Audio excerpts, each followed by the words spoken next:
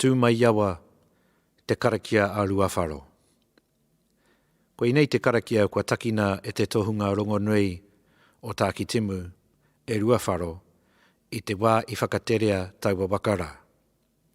Ko hurihia hei karakia mō tātou o Wairarapa, he karakia pai tēnei hei awhina I te hunga I te tira haere. Tū mai iawa tū mai Moana ko koe kai takahia noatia au. Tupe au nuku tupe au rangi Whati ki runga Whati ki raro marangaranga. Pera hoki rā taku mananui nā Tane ka tatau atu ki roto nuku ngahere. Maia whiwhia, Maia rawea, Maia whakatakahia. Ka taka te hoki rawea, koro I runga, koro I raro, koro I tāwhiri mātea ki ko nā rā koe tū mai ai.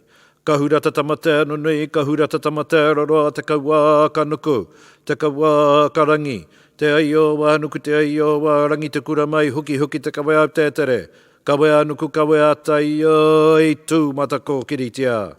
Huatu waka ki uta, huatu waka ki tai, ngaru hinga atu, ngaru hinga mai, runga te matawahine, raro te matatane, hoki nawe nawe. Tēnei te waka ka whakairi hea ko Takitimu te waka, tamatea te tangata o runga.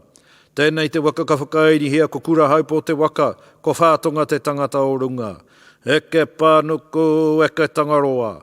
Whāno hara mai te toki, haumie, whiwhia, taikahia.